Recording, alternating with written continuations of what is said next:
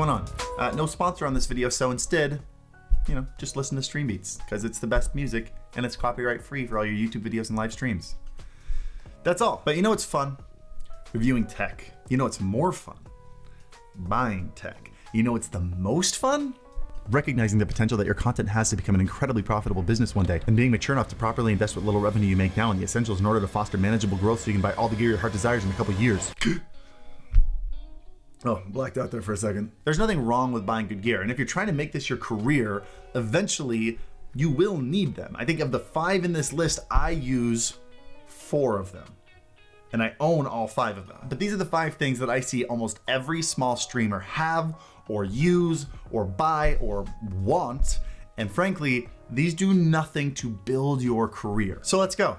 5 most overhyped pieces of gear on Twitch. Number 1, I'm not gonna leave the best for last. Let's start off with the solid one that doesn't get talked about enough, by the way.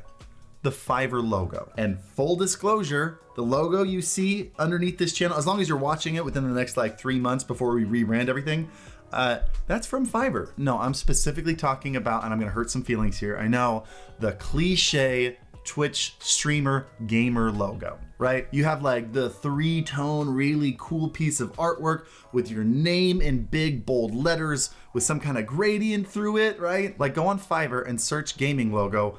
What do you see? The same logo that every streamer's logo looks like. Tip for you, if you're trying to stand out, don't look like everybody else. Tip number 2, if you're trying to be a big streamer, you can't look like the cliche small streamer. If you look at any medium to large size streamer, none of them use a logo like this. It's only the tiny streamers. Guys, it's time we let that go. Just stop. And by the way, there's nothing wrong with having a logo. I personally don't use one on my personal channel. We have one here with the Alpha Gaming or Future Senpai Gaming channel because it is supposed to be a collective, a group, a large business. But also in general, having one to be able to put on merch or branding or things that will actually make you money, that's where it matters. In the meantime, get a good picture of your face, be your own logo. Let's move on to number 2, which is another classic, but also very expensive.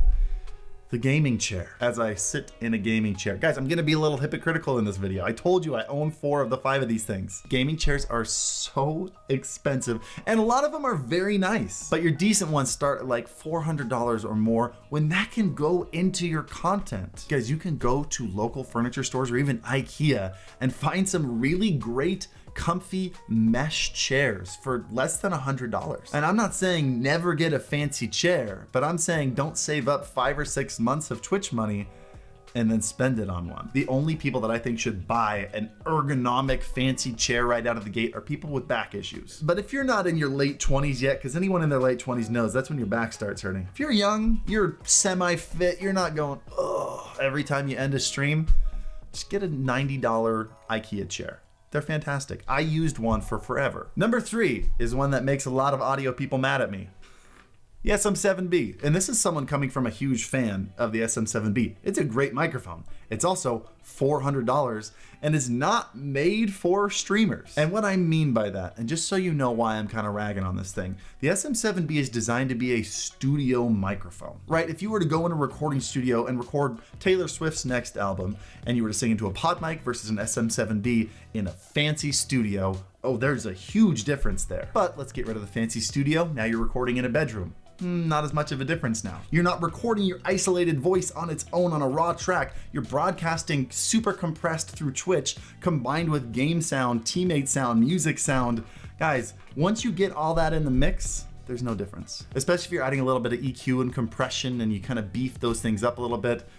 A $100 mic is going to sound exactly the same as a $400 mic. So stay away from the expensive mics. There are phenomenal USB mics nowadays that are so cheap, and if you're a starting streamer, save that money. Number 4, how many of these have you guessed, by the way? Have you assumed that those 3 were going to be on the list? If you haven't made your own list, pause it, write it down. I want to see how many of you guys get right. Number 4, expensive lights.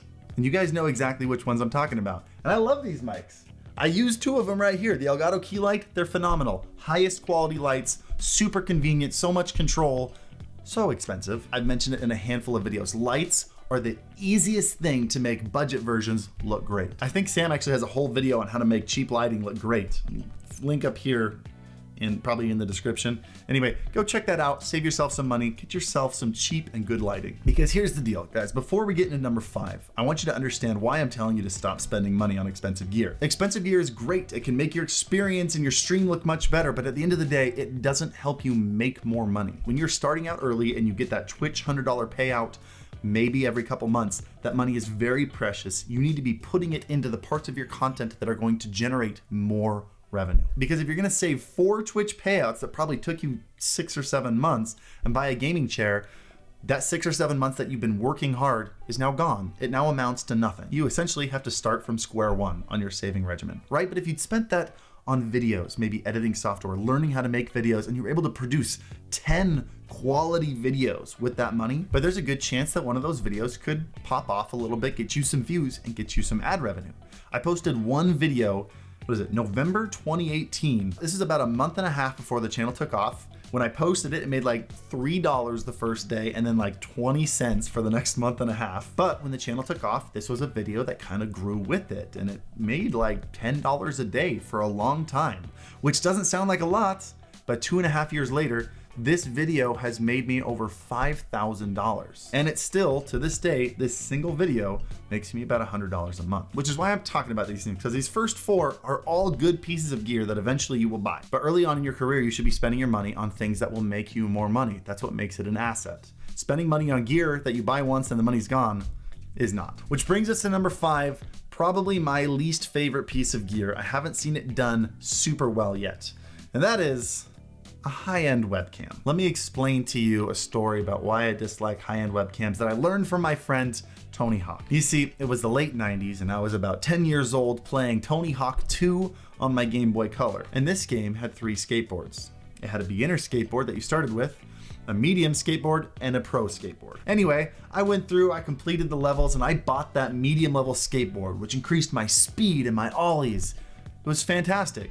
For a couple minutes. As I upgraded the skateboard and really beefed out the specs, I spent all my money I had earned in the game, and didn't matter what I did, I couldn't afford that pro skateboard anymore. And I realized that if I really grinded it out and got everything and I earned that pro skateboard, everything I put into that mid-tier one was gonna disappear. It's important to recognize which mid-tier gear can continue to transition over to the pro gear. The problem I have with high-end webcams is they look a little bit better than cheap webcams, even sometimes significantly better.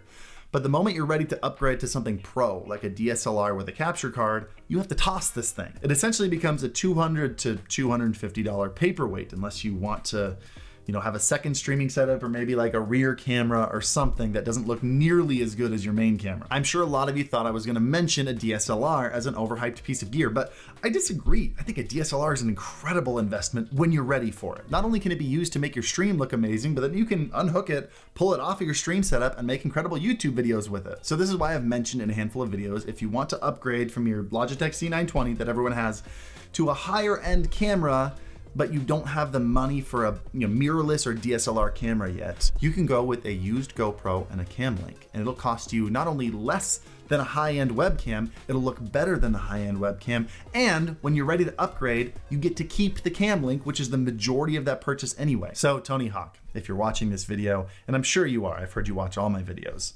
thank you for this life lesson that you probably didn't know you left with me. But guys, if you have any other questions or you think I missed something, leave it in the comments down below or jump into my live stream. I stream every Monday, Wednesday, Saturday on my personal YouTube channel, link right here and in the description down below. If you liked the video, hit the like button. Send this video to more people in their recommended feeds. And as always, happy streaming.